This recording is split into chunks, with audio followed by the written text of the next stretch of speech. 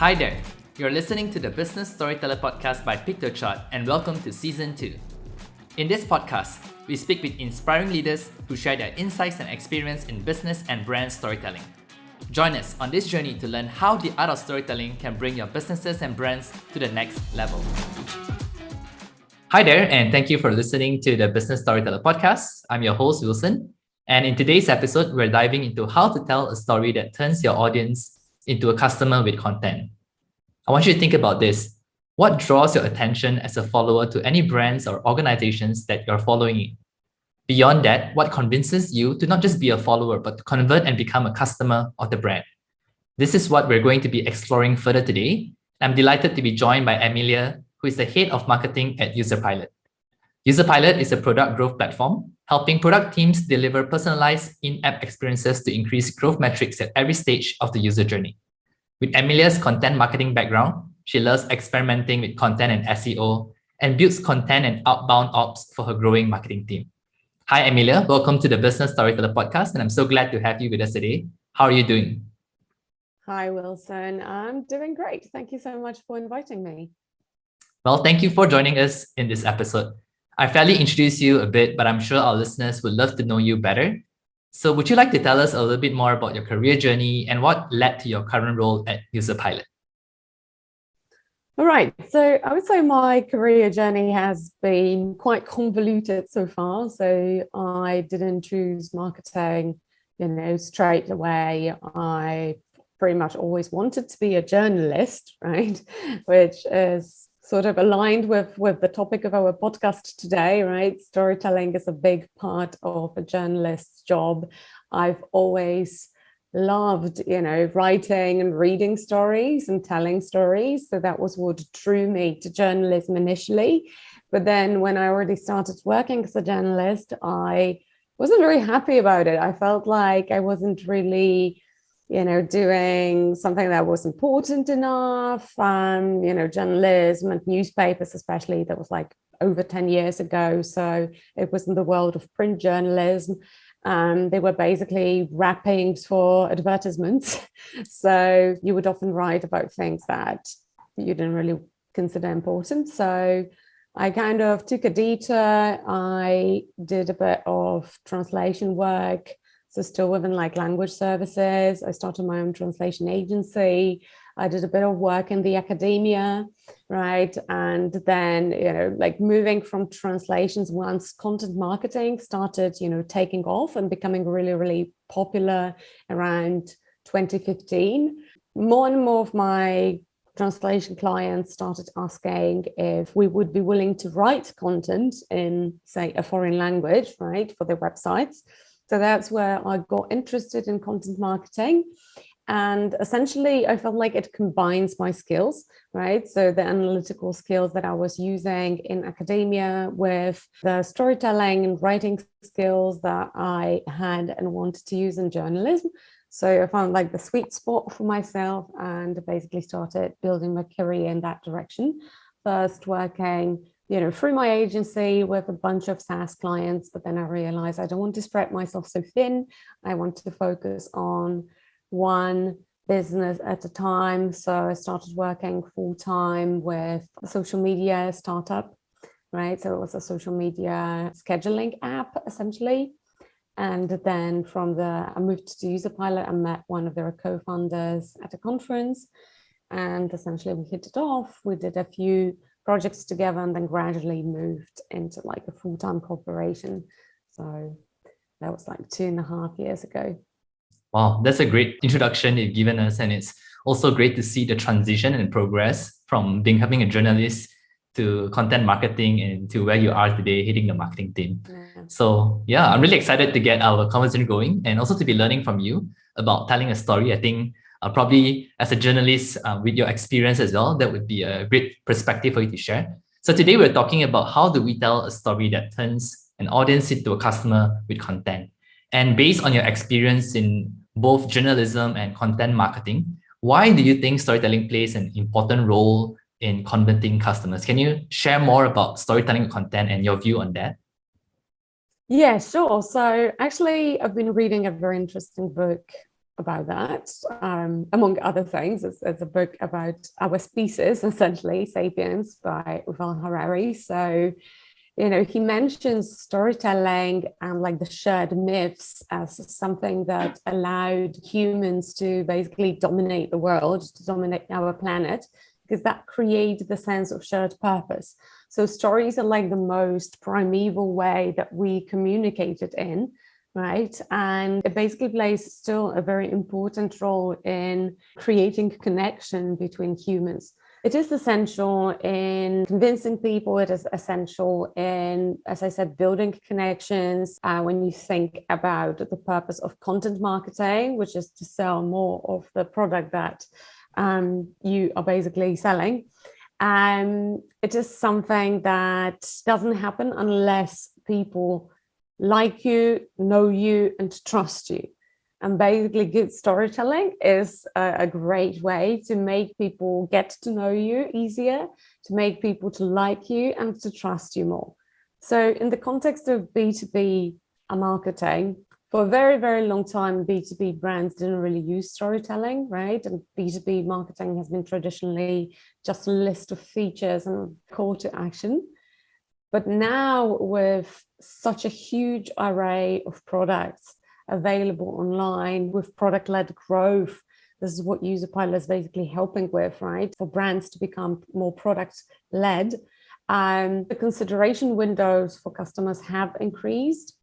And at the same time, people are a lot more sensitive to the quality of the products. There is a lot more choice. So it has become more difficult to sell with like these kind of vanilla campaigns that were just features, features, features. So B2B brands are also embracing the power of storytelling. And I really like to see that shift, because I think this is the best way to, sell and build relationship with your customers. Yeah, I love the perspective that you share about how storytelling creates connection. And it's true, like what you say, even in B2B marketing, we've seen a shift of that probably in the past decade of coming with a list of features. And I always think about how like Apple is one of the great brands out there who have done storytelling very well like 10 years ago, and also seeing a lot of people adapting it now. So that's a great perspective that you share. So since we are on that page on about B2B marketing and the importance of storytelling, now let's talk about the present time. Why do you think brands and businesses should care about storytelling with content? Can you share more on that perspective?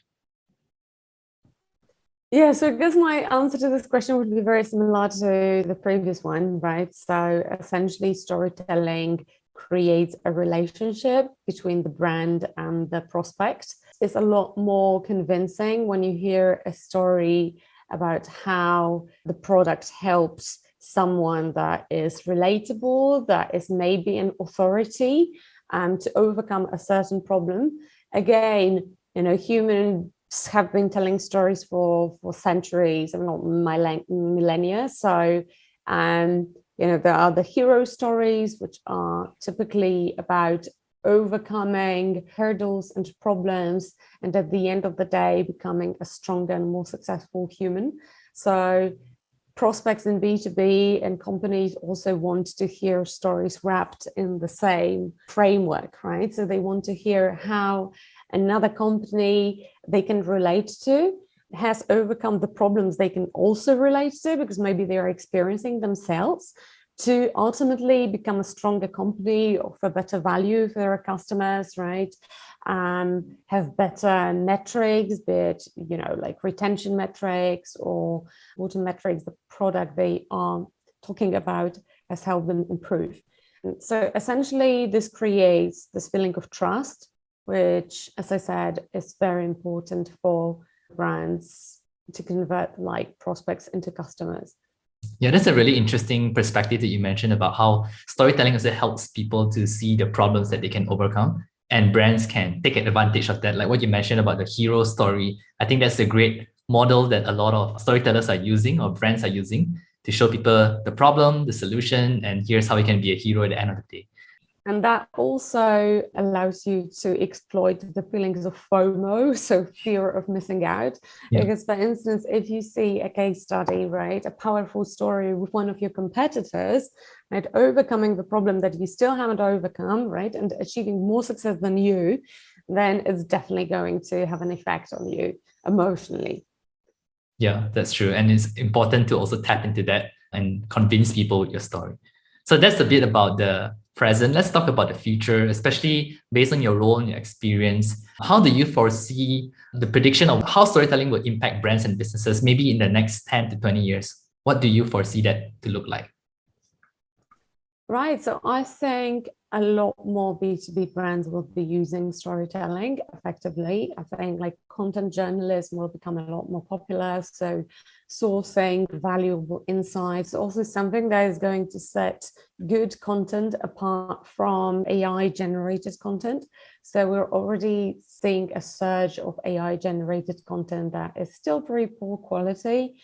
And what will be very valuable in the future when we are surrounded by robots and where most of the content online is actually written by AI is personal experience.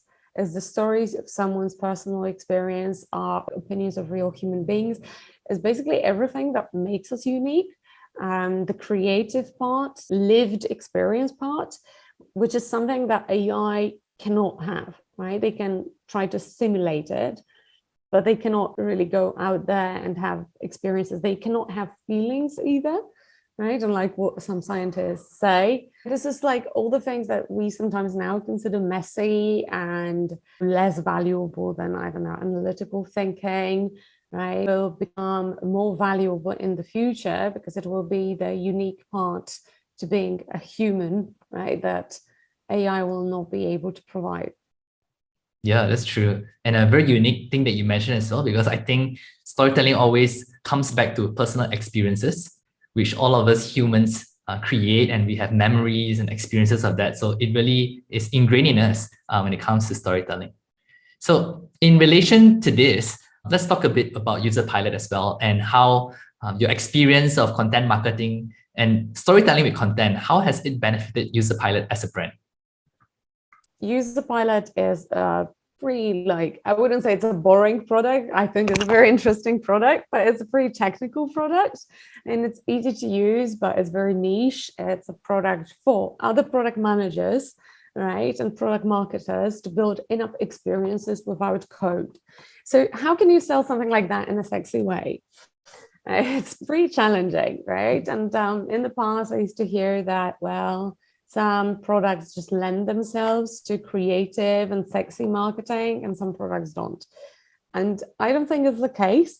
You can be creative about pretty, technical and creative products, but it takes a bit more effort, right? So in the case of Userpilot, we have tried to collect interesting stories from our users and insights into all the different ways how they're using Userpilot to achieve their goals. So I'm a fan of the Hero case study, which is based on a similar concept, as I mentioned before, to like Greek mythology, where you have your customers tell the story about like how they had a problem, how they found a solution, which was in Userpilot, right? How exactly they overcame the problem, at what effect it had on them personally, right? So what kind of person they have become after overcoming the problem. So we've done a lot of that and we use them heavily in our marketing. From our content, these are one of the most powerful assets, right? So they have the highest conversion rate. And apart from that, obviously, like very bottom of the funnel stories comparing our products to other products, right? And trying to, again, showcase the personal experience. So say someone had used product X, right? Then they switched to Userpilot. This is what changed for them. Again, this is a very powerful story because people can relate. They can see, oh, this is a real person. Maybe I even know them. I know them from LinkedIn. I know them from social media or other media, right? So this is a lot more convincing than just stating facts without like wrapping them up in a story. But it is very challenging, right? Especially when you produce a large volume of content to do that. So obviously collecting these personal insights and experiences is a lot more time consuming than just writing, pure facts. Yeah, that's a great insight and also good examples that you share with the different ways that you can implement storytelling in your marketing. which I'm sure a lot of our business leaders who are listening to this, especially those who are aspiring to actually begin doing storytelling for their brands, they would be able to get some examples from there. You mentioned a bit about the challenges as well. So I think we could also look into that because, I mean, with all the benefits of storytelling, like you said, there are challenges, it's time consuming. Now, what do you think are some of the expected challenges that perhaps some aspiring business leaders will face when it comes to storytelling?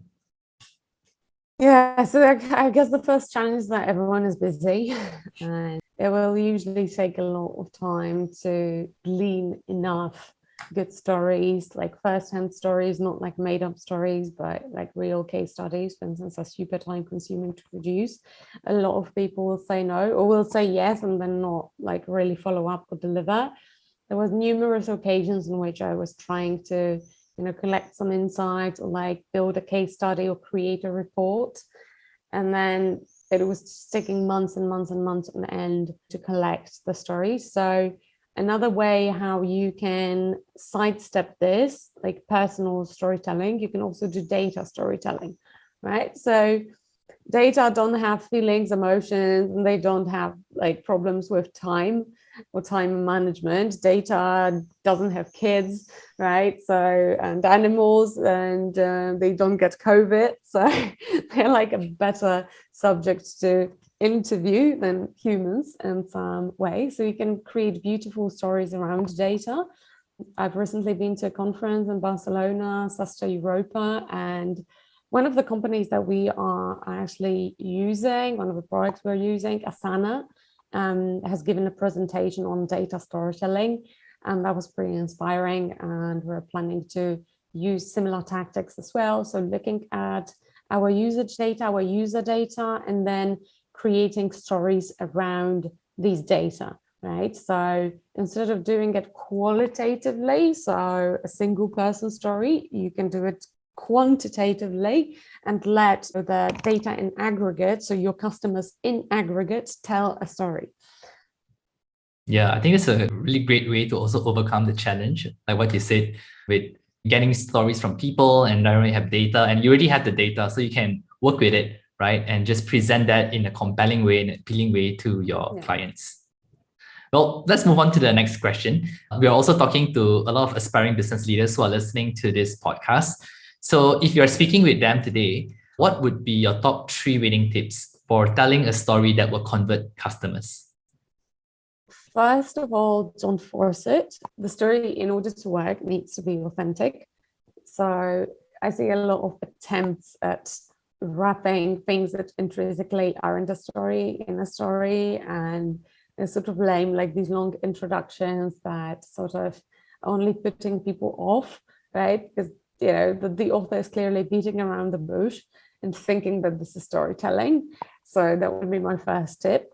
Second tip, be patient. As I mentioned before, it takes a lot of time to create good stories, right? But referring back to point one, it's better to take more time to collect authentic insights and create a real story than to just try to wrap things up and like these fake stories that don't really make a lot of sense and are just annoying to customers that want to like get to the point.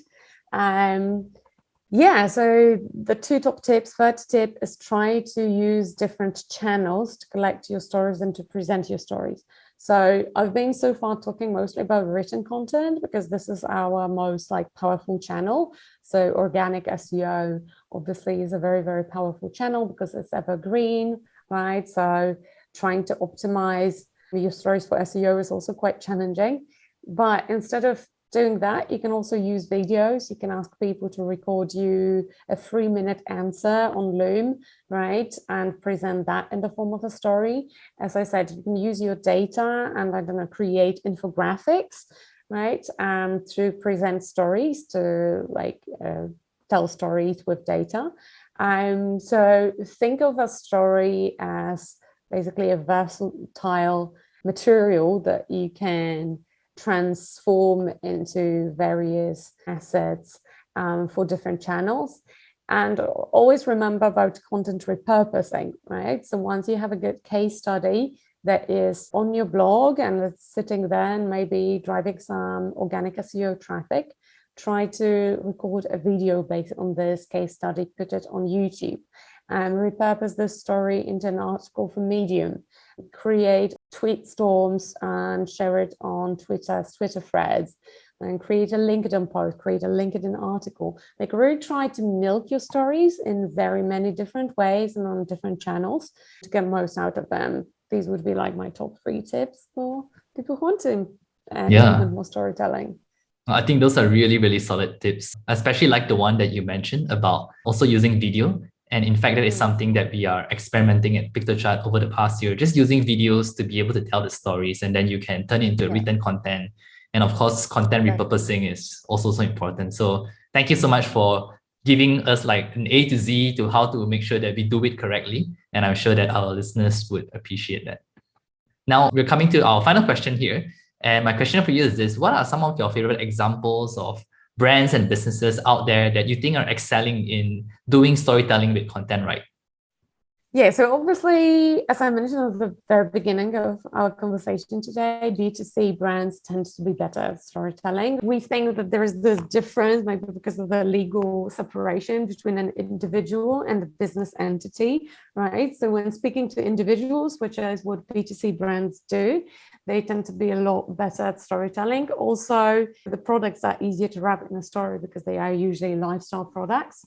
So a brand that comes to mind first when I think about storytelling brands is probably Dove, right? They have been recording these like really long videos about like people's self-perception and perception of beauty.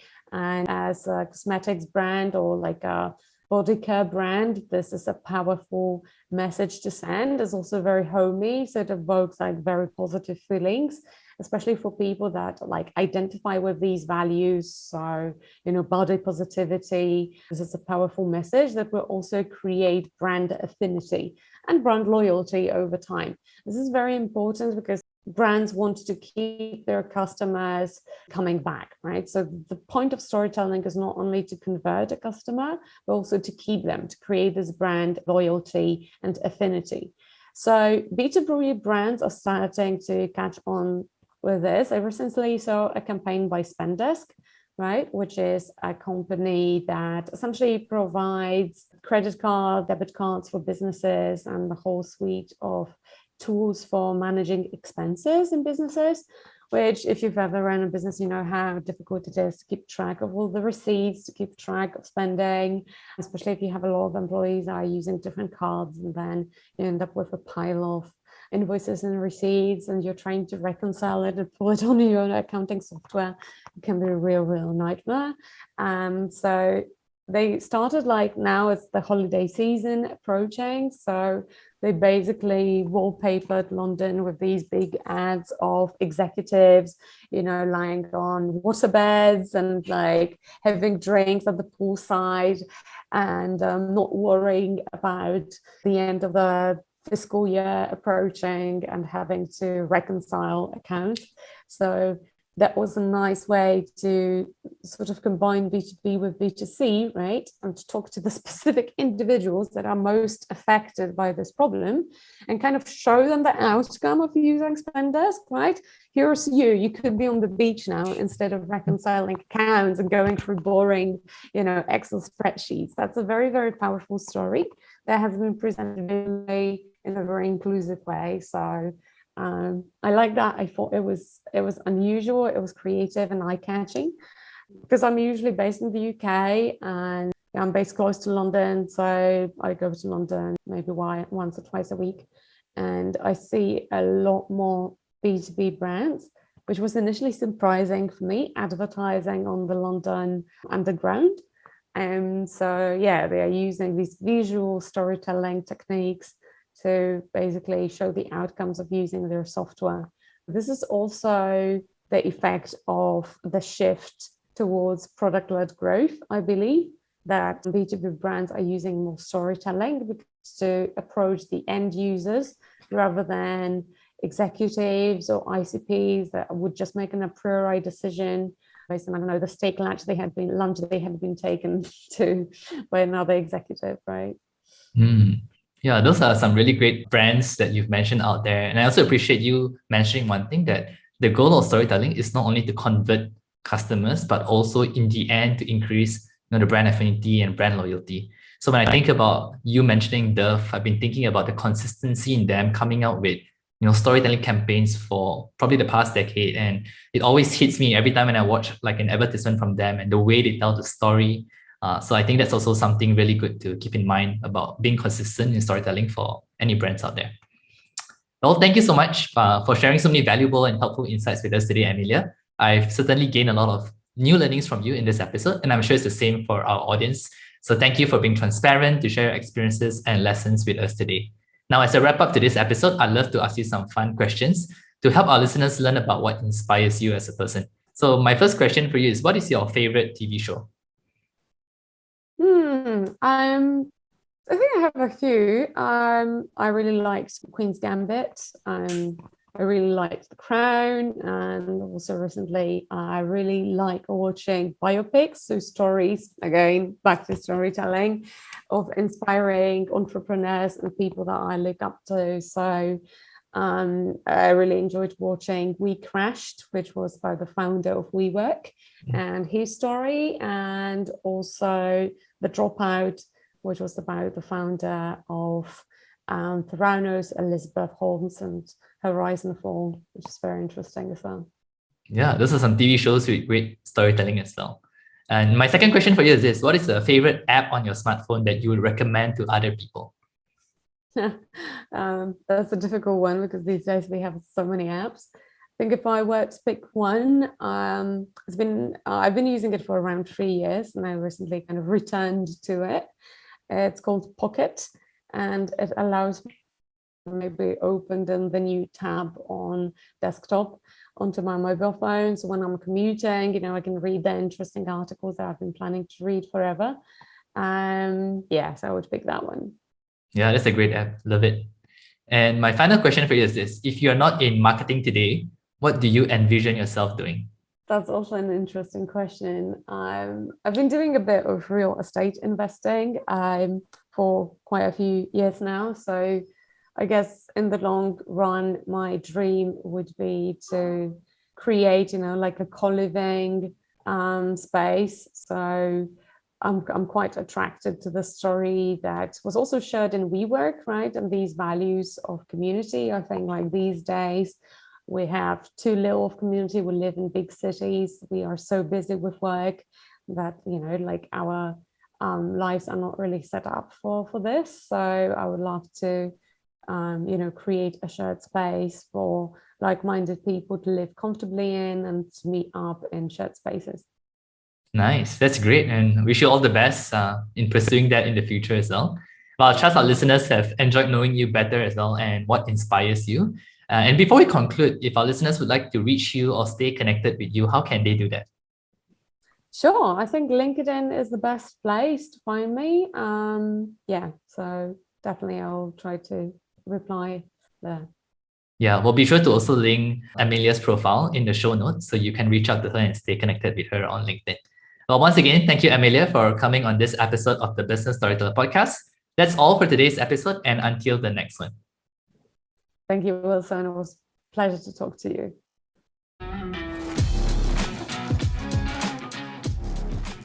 We hope you find this episode valuable. If you'd like to hear more, be sure to follow our podcast on Spotify or check out pictochart.com/podcast to see the rest of our episodes. The Business Storyteller podcast is brought to you by Pictochart, an intuitive platform for visual creation and video editing. Join more than 8 million people who are already using Pictochart to enhance their storytelling through infographics, presentations, and videos. Find out more at pictochart.com and sign up for a free account to get started. Once again, thank you for listening to the Business Storyteller podcast, and we'll catch you at the next one.